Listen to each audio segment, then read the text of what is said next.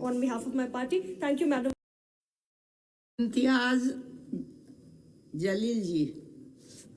अध्यक्ष महोदय, आज तक हम ये समझते थे कि हेल्थ बजट का मतलब ये होता है कि हेल्थ और फैमिली वेलफेयर के नाम के ऊपर जितने भी हेल्थ की स्कीम चलाई जाती है उसके ऊपर कितना पैसा खर्च किया जाएगा, ये जनरली हेल्थ बजट इसको कहा जाता था। ये हमारी सोच थी। लेकिन जब वित्त मंत्री जी ने ये हेल्थ बजट पेश किया तो उन्होंने इस बजट के अंदर जो कंपोनेंट्स डाले हैं, पीने के पानी की स्कीम का जितना भी पैसा है हेल्थ बजट के अंदर डाल दिया, सार्वजनिक स्वच्छता वो हेल्थ बजट के अंदर डाल दिया, और पोषण आहार जैसी स्कीम्स के ऊपर जितना भी पैसा खर्च किया जाने वाला था, इसमें से कुछ स्कीम्स जो रूरल डेवलपमेंट के नाम के ऊपर जानी थी वो आपने हेल्थ के अंदर लेकर आ गए।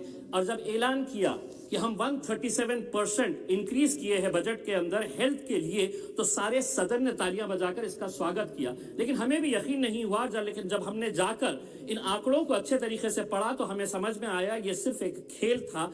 137% जो इंक्रीज किया गया है, आप अलग अलग स्कीम्स को इसके अंदर इंक्लूड अगर कर देंगे और ये कहेंगे कि ये हेल्थ का बजट है, नाम क्या दिया गया, पहले ये हुआ करता था हेल्थ एंड फैमिली वेलफेयर, अब इसको दे दिया गया है हेल्थ एंड वेल बीइंग, यानी कि वेल बीइंग के अंदर आपने पानी भी ला लिए, स्वच्छता भी लेकर आ गए और ये दावा कर दिया है कि हेल्थ का। ये हकीकत है, जितने भी मेंबर्स ने बताया है कि जीडीपी का आज हम सिर्फ महज 1% 1.5% भी नहीं खर्च कर रहे हैं, जबकि हकीकत ये है कि इस मुल्क को 2.5% से 3% अपना जीडीपी का पैसा जो है वो हेल्थ सेक्टर के ऊपर खर्च करने की जरूरत है। मैं मंत्री जी आपसे एक सवाल करना चाहता हूं। आपके ही डिपार्टमेंट की एक रिपोर्ट है, रूरल हेल्थ स्टैटिस्टिक्स की रिपोर्ट है, जिसमें यह बताया गया है कि महज 10% पब्लिक हेल्थ सेंटर्स जितने भी इस देश के अंदर है, महज 10% जो है वो पब्लिक हेल्थ स्टैंडर्ड्स के हिसाब से काम कर रहे हैं। यानी कि 90% पब्लिक हेल्थ सेंटर्स जो है वहां पर डॉक्टर्स नहीं है, वहां पर नर्सिंग स्टाफ नहीं है। ये आप ही की रिपोर्ट बता रही है। और अगर आपकी रिपोर्ट बता रही है और ये सदस्य ये दावा कर रहे हैं कि नहीं बहुत अच्छा काम हुआ है,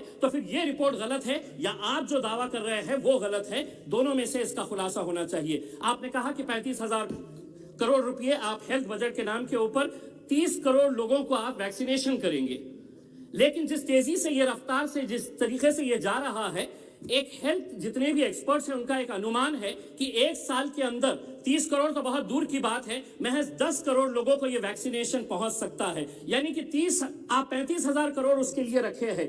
अगर आप 10 करोड़ लोगों तक ही पहुंच सकेंगे एक साल के अंदर, तो इसका मतलब हुआ है कि 10 से 12,000 करोड़ रुपए का खर्च होगा। 35,000 करोड़ रुपए का हिसाब किस तरह से होगा, कैसे खर्च होगा, कहां खर्च होगा, अगर ये आप हमें बताएं तो बहुत बड़ी मेहरबानी होगी। हम दूसरी बात ये कहना चाहते हैं कि ये कैसा देश है कि हमारे लोग मर रहे हैं, हम आज वैक्सीनेशन के लिए लोग लाइन में खड़े हैं, लोगों को वैक्सीनेशन चाहिए और आप ये दावा कर रहे हैं करना चाहिए। इस मुल्क की हमारी तहजीब है, हमारी संस्कृति है कि हम दूसरों की भी मदद करना चाहिए। आपने अभी ये कहा है कि हम 72 देशों को अपना वैक्सीन पहुंचा रहे हैं। आप अपने देश के पहले लोगों को वैक्सीनेशन पूरी तरह से दीजिए।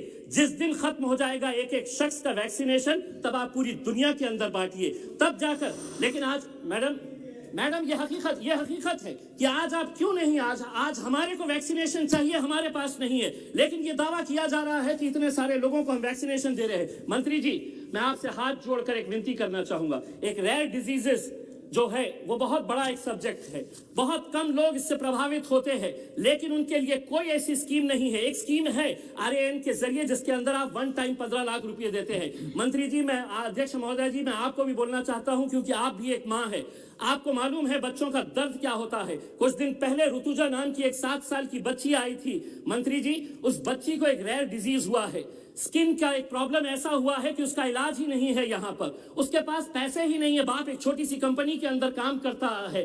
वो बच्ची जब मास्क लगाकर मेरे दफ्तर के अंदर आई और उन्होंने कहा कि मुझे मदद करिएगा, मेरा इलाज कहीं पर भी नहीं हो रहा है करके, वो बच्ची टुकटुकी लगाकर दूसरे लोगों को देख रही थी कि सब लोग तो अच्छे हैं, मैं क्यों ऐसी हूं। इसके पूरे शरीर के ऊपर एक ऐसी स्किन डिजीज है जिसका कोई इलाज नहीं है, और अगर इलाज वो करवाना भी चाह रहे हैं तो आपने जो रेयर डिजीजेस के लिए जो पैसा देना चाहिए वो पैसा नहीं दिए हैं। अध्यक्ष महोदय जी, मैं मंत्री जी से अनुरोध करूंगा कि उस बच्ची की जान बचा लीजिएगा किसी भी तरह से, हम आपसे यही गुजारिश करते हैं। Thank you, Honorable Chairperson, for